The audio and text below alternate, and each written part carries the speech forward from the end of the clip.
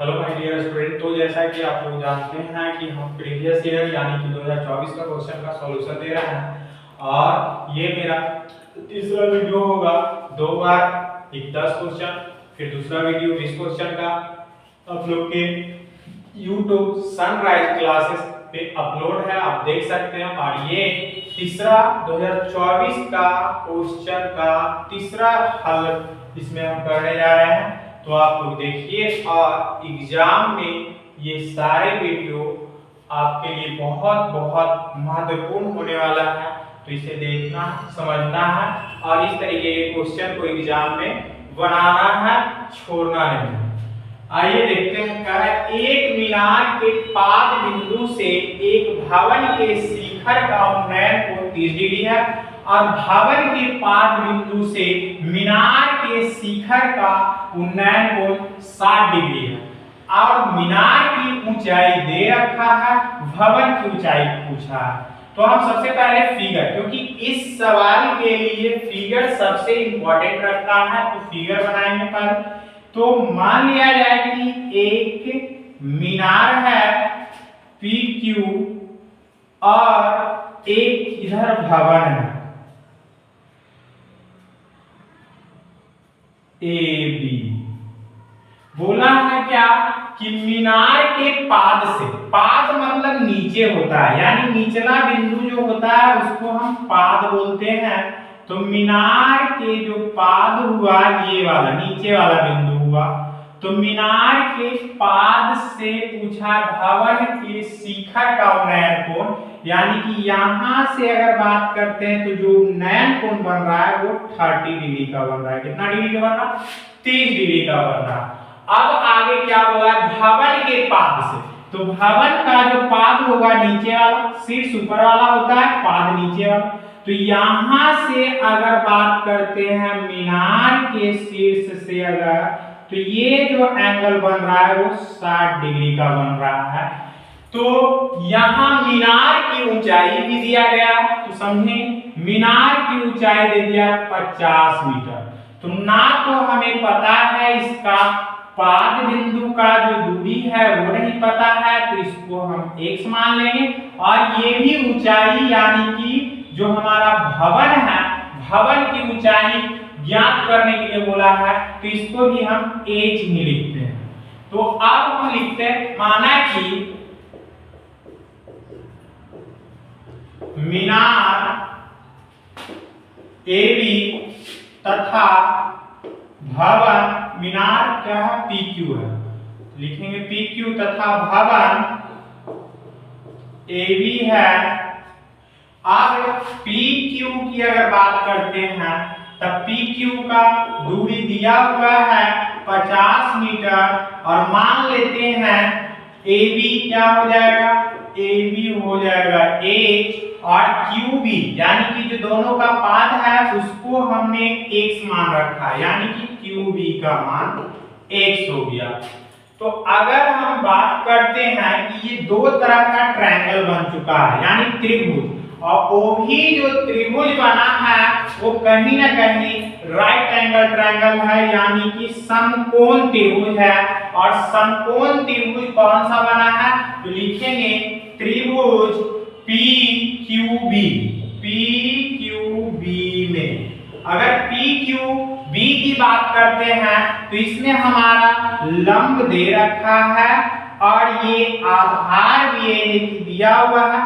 तो हम देखेंगे कि हमारा कौन सा ज्या में लंब बटा आधार होता है, तो कह सकते हैं tan में। तो tan 60 डिग्री इक्वल टू क्या हो जाएगा, लंब हमारा PQ है, लिखेंगे PQ और बटा QB आधार है, तो QB हो गया आधार।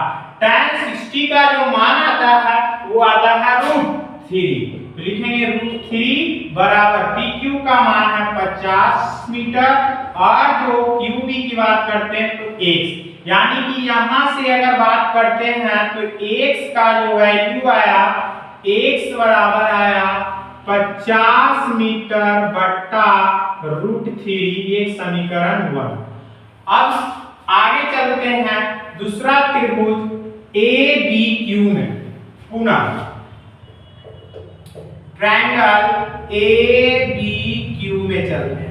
तो यहाँ हमारा लंब ए हो जाएगा, आधार क्यू बी और लंब ए बी हो जाएगा, क्योंकि जो डिग्री होता है यानी एंगल के ठीक सामने वाला जो भुजा होता है वो हमारा परपेंडिकुलर होता है, लंब होता है।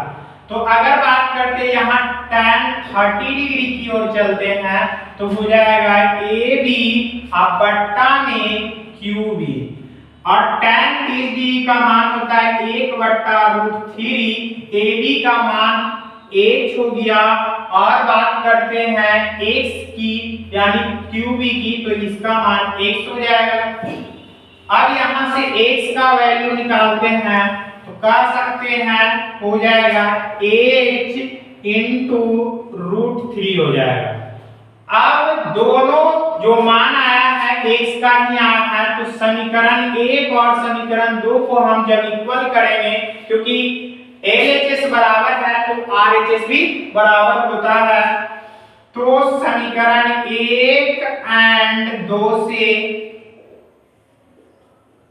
1 और 2 से हम लोग चलेंगे तो क्या आएगा 50 मीटर बट्टा √3 बराबर h√3, यानी कि h क्या आ जाएगा 50 बट्टा इधर √3 आएगा तो √3 इंटू √3 3 होगा। इसको हल करेंगे तो h का जो मान आएगा 16.2/3 मीटर, यानी कह सकते हैं कि भवन की ऊंचाई जो आया वो 16.2/3 मीटर भवन की ऊंचाई हो गया। नेक्स्ट सवाल की ओर हम बढ़ते हैं। दूसरा सवाल की ओर हम चलेंगे। एक 15 मीटर लंबी सीढ़ी दीवार के साथ 60 डिग्री का कोण बनाती है। दीवार पर उस बिंदु की ऊंचाई ज्ञात करें जहां सीढ़ी दीवार से स्पर्श करती है। तो मान लिया कि ये दीवार है, ठीक है। अगर दीवार को ये सीढ़ी है, ये सीढ़ी, तो ये सीढ़ी स्पर्श कर रही है तो बोल दिया गया है कि 15 मीटर लंबी सीढ़ी है। ये 15 मीटर लंबी एक सीढ़ी है। मान लिया जाए कि ये ए बी एक सीढ़ी है, यहाँ सीढ़ी देते हैं, ठीक। अब 15 मीटर लंबी सीढ़ी दीवार के 60 जो बना रही है वो 60 डिग्री का एंगल बना रही है, और यहाँ ये 60 डिग्री हो गया, ये 90 डिग्री हो गया। अगर यहाँ थीटा मान लेते हैं तो थीटा का मान क्या आता है, पहले लिखते हैं हम। माना कि ए बी क्या है, सीढ़ी है, ए बी सीढ़ी है जिसकी लंबाई सीढ़ी है और इसकी लंबाई दे दिया है 15 मीटर।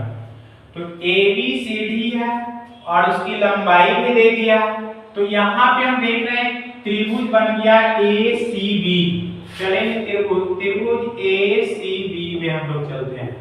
तो ए सी बी की अगर बात करते हैं तो यहाँ एंगल के हिसाब से देखते हैं कोण। तो कोण हम लोग जानते हैं चूंकि तीनों कोण यानी कोण ए प्लस कोण बी प्लस कोण सी बराबर 180 डिग्री होता है।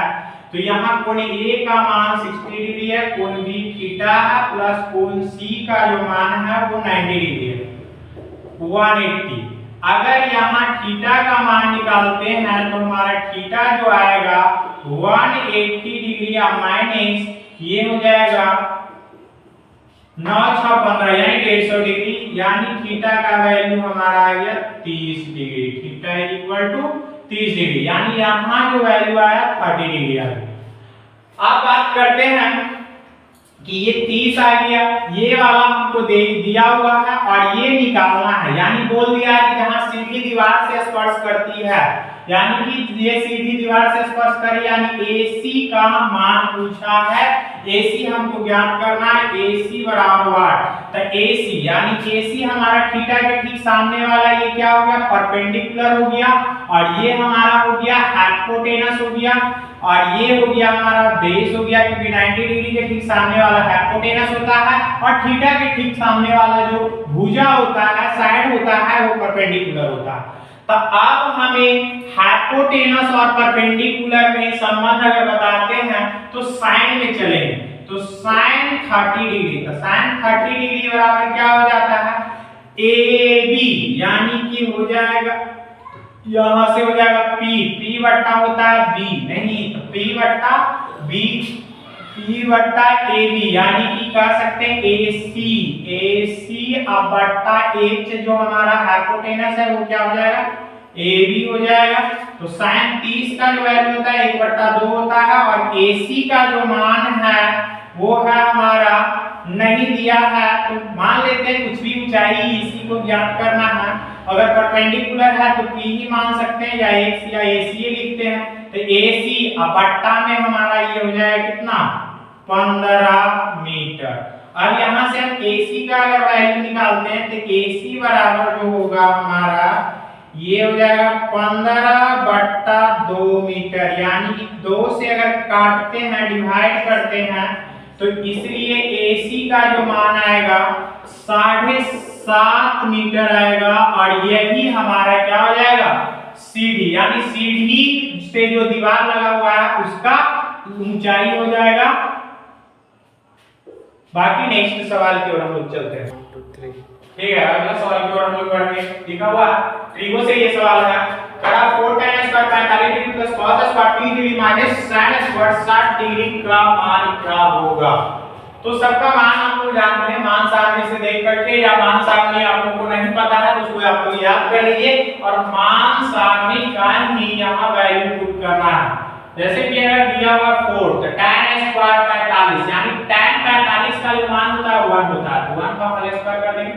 दूसरा है cos स्क्वायर 30, तो cos 30 का जो मान होता है वो होता है √3/2 का हो जाएगा होल स्क्वायर, माइनस sin 60, तो sin 60 का भी मान होता है √3/2, तो √3/2 का होल स्क्वायर कर देंगे। 4 गुना 1 4 ही होगा, प्लस √3 का स्क्वायर हो जाएगा 3 और 2 का हो जाएगा 4 और माइनस √3 का स्क्वायर 3 और 2 का 4, तो ये से ये खत्म, आ गया हमारा 4 आंसर आ गया। तो इस तरीके का चौथा सवाल है, x के पावर 4 - 2x³ - x + 2 में बहुपद x² - 3x + 2 से भाग देना है। तो हम लोग भाग देते हैं, बचपन वाला मेथड यूज करेंगे। x² - 3x + 2 भाग देना है x के पावर 4 - 2x³ - x + 2। तो सबसे पहला जो पद होगा भाजक का और पहला पद भाज्य का, उसमें भाग देते हैं हम लोग और भाग दे करके हम पता कर लेते हैं कितना आता है जो। तो x² में x के पावर 4 को भाग देते हैं तो x² नहीं आएगा, क्योंकि घात जो होता है भागा में घटता है, तो 4 में से 2 जाएगा तो 2 बचेगा और जो आएगा वो हम भागफल में लिख देंगे, तो x² हो गया। और ये x² आया उसको हम थर्ड स्टेप में क्या करेंगे, ये तीनों से गुणा करके भाज्य के स्थान पे हम लिखते हैं। तो गुणा करते हैं x² x के पावर 4 हो जाएगा, माइनस है प्लस माइनस माइनस होता है माइनस, 3x में x² से गुणा करेंगे तो 3x³ हो जाएगा। अगर बात करते हैं प्लस है तो प्लस और x² में 2 से गुणा करेंगे तो 2x² होगा। अब जस्ट चौथा स्टेप हमारा क्या है, चिन्ह चेंज करते हैं। अगर प्लस है तो माइनस, माइनस है तो प्लस, प्लस है तो माइनस करते हैं, ये कट गया। आगे की अगर बात करते हैं तो ये आ जाएगा हमारा प्लस 3 में से 2 जाएगा, यानी 1 बचेगा, यानी x³ लिख सकते हैं। यहाँ पे -2x² है तो लिखेंगे -2x² माइनस x है माइनस x लिखेंगे और +2 है +2 लिख देंगे। अगला हमारा है x³, तो x³ में x² से भाग देते हैं तो ये जो आएगा x आएगा, तो प्लस में आया तो x लिखेंगे, फिर मल्टीप्लाई करेंगे तीनों में x से तो x³ हो जाएगा माइनस 3x² हो जाएगा और प्लस में जो आएगा हमारा 2x हो जाएगा। तो कह सकते हैं कि इसका भी चिन्ह चेंज करेंगे, माइनस प्लस माइनस, अब ये कट जाएगा, घटेगा तो कट जाएगा। अब यहाँ 3 में से 2 जाएगा तो x² बचेगा और यहाँ अगर बात करते हैं तो 3x हो जाएगा, माइनस माइनस प्लस यानी -3x और ये +2। अब अगर बात करते हैं तो x² में x² से भाग देंगे तो कट के कितना आएगा 1, यानी +1 से तो कह सकते हैं यहाँ पे हम x² - 3x + 2, अब ये तीनों का चिन्ह जैसे ही चेंज करेंगे तो ये कट करके 0 आ जाएगा। आगे बढ़ेंगे नेक्स्ट। ठीक है, देखिए अगला जो सवाल है, पांचवा सवाल बहुत ही शानदार है और बहुत बेहतरीन सवाल है। कह समबाहु त्रिभुज ABC की प्रत्येक भुजा A है तो सिद्ध करें कि त्रिभुज का शीर्षलंब √3/2a होगा। बहुत ही शानदार सवाल है, इसको देखिएगा। सबसे पहले हम लोग त्रिभुज बनाते हैं। वो कैसा त्रिभुज? समबाहु त्रिभुज बनाएंगे।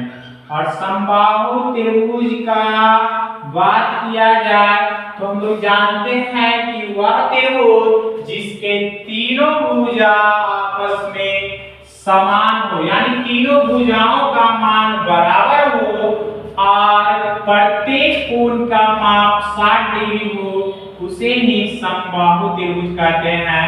तो ये हो गया हमारा समबाहु त्रिभुज। और समबाहु त्रिभुज में हम A से एक शीर्षलंब खींचते हैं BC पर। A से शीर्षलंब खींचते हैं तो ये 90 डिग्री का एंगल बनाएगा। मान लिया D यहाँ शीर्षलंब लिखते हैं। त्रिभुज ABC में क्या क्या मैंने A से BC लंब डाला। शीर्ष A से BC लंब AD डाला। अब ये हमारा दो त्रिभुज बन गया और ये जो भुजा का मान बोला है A है। अगर यहाँ से यहाँ तक की दूरी A है, यहाँ से यहाँ तक की दूरी A है, यहाँ से यहाँ तक की दूरी A है, तो जब हम जानते हैं कि शीर्षलंब से किसी अन्य भुजाओं पे जो लंब डाला जाता है तो वो तीसरी भुजा के दो बराबर भागों में बांटता है। तो कह सकते हैं ये जो BD की लंबाई आएगी वो A/2 होगी या DC की जो लंबाई आएगी A/2 होगा। आगे अगर बात करते हैं कोई भी त्रिभुज से हम चलते हैं, मान लें त्रिभुज उठाए ADB या ADC में ही चलते हैं। त्रिभुज ADC में, तो ADC में हमारा ये हो जाएगा क्या चीज? तो कर्ण हो जाएगा, इसको हाइपोटेनस बोलते हैं। ये हमारा हो जाएगा आधार, ये हो जाएगा लंब, यानी लंब AD। ठीक है, लंब AD हम पहले ही मान लिए कि AD हमारा लंब है। तो आगे चलते हैं त्रिभुज ADC में, तो लिखते हैं हमको निकालना है AD का ही मान निकालना है। तो AD बराबर हो जाएगा, AD बराबर √ पाइथागोरस थ्योरम आप लोग पढ़े होंगे, तो होता है कर्ण के स्क्वायर माइनस आधार का स्क्वायर होता है लंब बराबर AC का स्क्वायर माइनस DC का स्क्वायर हो जाएगा। तो AD बराबर √AC का स्क्वायर यानी A का होल स्क्वायर माइनस A/2 का होल स्क्वायर हो जाएगा। तो √A का स्क्वायर A स्क्वायर माइनस इसको करेंगे A स्क्वायर/4 हो जाएगा। अगर इसका हल करेंगे तो ये हो जाएगा 4A स्क्वायर माइनस A स्क्वायर/4। 4 में से अगर जाएगा तो 3A स्क्वायर/4। तो हमारा जो आएगा यहाँ से A स्क्वायर तो बाहर हो जाएगा तो A आएगा, तो ये हो जाएगा √3 का वर्गमूल नहीं निकलेगा, 4 का 2 और यहाँ से A स्क्वायर का A, ये हो गया प्रूफ। शीर्षलंब बराबर √3/2a साबित हो गया आपका। नेक्स्ट सवाल है, वो भी है प्रूव दैट, यानी सिद्ध करने का नहीं। तो इसको भी देखते हैं हम लोग। तो LHS से चलते हैं, हमको RHS लाना है। तो LHS चलेंगे। सबसे पहले LHS में क्या कर रहा है? sec की पावर 4 थीटा माइनस tan की पावर 4 थीटा है। तो sec स्क्वायर थीटा को होल स्क्वायर लिख देते हैं। ये हो जाएगा हमारा tan स्क्वायर थीटा का होल स्क्वायर। अगर बात करते हैं तो यहां से बन गया ये हमारा a square minus b square, जो कि होता है a plus b into a minus b। तो ये वाला फॉर्मूला पे हम पुट कर देंगे यहाँ, तो ये हो जाएगा sec square theta plus tan square theta और into sec square theta minus tan square theta. तो sec square theta plus tan square theta ये रह जाएगा, या sec स्क्वायर थीटा को हम तोड़ सकते हैं 1 प्लस tan स्क्वायर थीटा में तोड़ देते हैं, 1 plus tan square theta plus ये हो जाएगा tan स्क्वायर थीटा और sec स्क्वायर थीटा अब माइनस tan स्क्वायर थीटा 1 होता है, तो कोई बात नहीं है, उसको 1 से मल्टीप्लाई कर दें। आगे देखते हैं, ये हो गया 1 और ये tan स्क्वायर थीटा हो जाएगा 2 tan स्क्वायर थीटा, जो कि हमको प्रूव करना था, ये भी हो गया प्रूव। नेक्स्ट सवाल के ऊपर चलिए, तो अगला सवाल हम देखते हैं sin 45 degree into cos 45 degree minus sin 30 degree into cos 30 degree का वैल्यू पूछा है। तो इसका मान सारणी से देखिए, या आपको रिमेंबर है तो sin 45 का जो मान होता है वो होता है 1/√2, cos 45 का ही मान यही होता है, तो इनटू 1/√2 हो जाएगा, माइनस में है sin 30 का जो मान होता है 1/2 होता है और cos 30 का मान होता है √3/2। अगर इसका हल करते हैं तो ये हो जाएगा 1/2 माइनस √3 × 1 √3 बटा 2 गुना के 4, एलसीएम लेंगे तो 4 होगा, 2 से तो 2 गुना 4 तो 2 माइनस √3, यानी कि 2 माइनस √3/4 इसका आंसर हो गया। आगे जो अगला सवाल बोला है, इस तरीके के सवाल मैंने कई बार बता चुके हैं, तो आप ध्यान दीजिएगा। कह रहा है कि एपी है 21, 18, 15, इसका कौन सा पद जो होगा -81 होगा, यानी टीएन का मान ले लिया है, ए निकालना है। सबसे पहले ए निकालेंगे, यानी प्रथम पद, तो ए हमको दिया गया है 21 है, डी निकाल लेते हैं तो 18 -21 करेंगे तो कितना हो जाएगा, माइनस में हमारा मान आ जाएगा 11 में से 8 गया तो 3, यानी कि -3 हो जाएगा हमारा डी का मान, यानी परांतर T2 - T1 किए तो आ गया।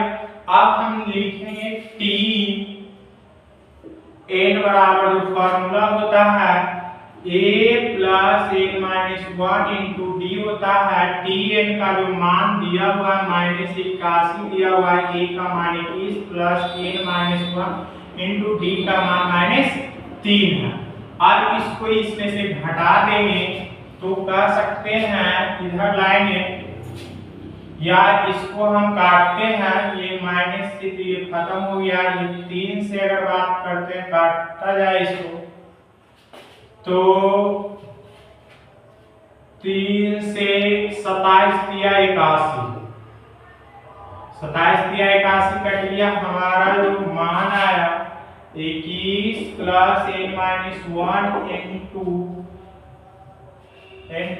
1 बराबर आ गया 27 आ गया, तो n - 1 बराबर आ जाएगा 27 - 21, 27 - 21, तो n - 1 = 21 जाएगा, यानी 6 बचेगा, तो इसीलिए n जो आएगा 6 + 1 यानी कि 7, यानी 7वां पद जो होगा वो होगा -81 होगा 7 नंबर पर।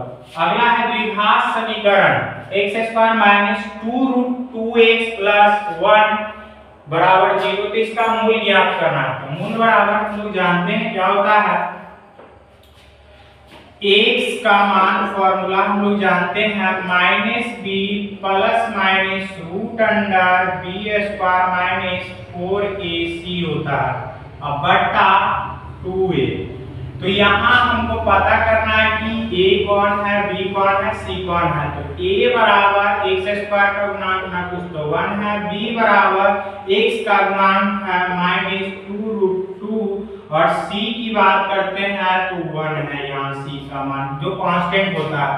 तो अब मान पुट करते हैं हम, तो b है तो b माइनस में है तो माइनस में इसका मान है तो प्लस में हो जाएगा 2√2 अब plus minus root under b square, तो b स्क्वायर यानी कि कह सकते हैं माइनस 2√2 का होल स्क्वायर और माइनस 4 गुना a का मान 1 है, c का मान भी 1 ही है, अब बट्टा 2a का मान 1।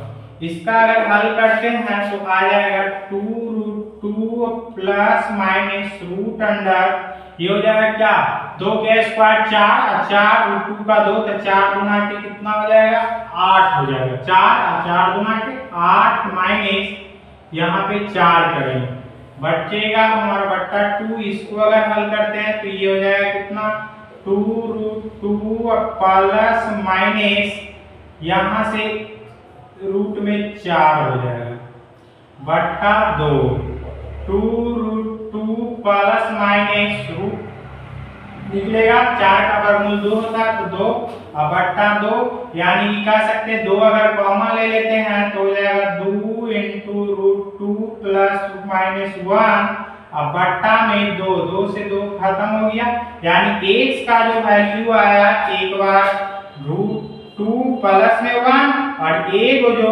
मान आएगा √2 माइनस में 1 ये आ गया इसका मूल यानी √2 प्लस 1 और √2 माइनस 1 इसका मूल। अगला है tan 30 डिग्री बटा cos 69 डिग्री का वैल्यू क्या होता है। तो ये आसान है कि अगर इसको हम tan को cot में कन्वर्ट कर दें या cot को tan में कन्वर्ट कर दें बात इतना ही पड़ेगा। तो tan अगर बात करते हैं तो tan इसको हम लिखना चाहेंगे 21 को तो tan 90 डिग्री का माइनस लिखते हैं tan 90 डिग्री माइनस 69 घटाएंगे तो 21 आ जाएगा। 69 अगर घटाते हैं तो 21 आ जाएगा क्योंकि ये 70 20 90 ठीक है 21 आ गया। अब नीचे हम लिखेंगे cot 69 डिग्री यानी कि tan 90 minus theta cot theta तो cot 69 डिग्री बट्टा cot 69 डिग्री ये दोनों कट के आएगा इसका वैल्यू a। तो ये रहा आप सभी लोगों का 10 महत्वपूर्ण सवाल। तो ये सवाल एग्जाम के दृष्टिकोण से बहुत बहुत इम्पोर्टेंट है महत्वपूर्ण है तो आप लोग इस वीडियो को जरूर देखें ताकि आपका एग्जाम में मैथ में कम से कम अधिक से अधिक नंबर आ सके। जितना ज्यादा आप मैथ में नंबर उठा सकते हैं तो ये प्रीवियस ईयर को जितना ज्यादा सॉल्यूशन करेंगे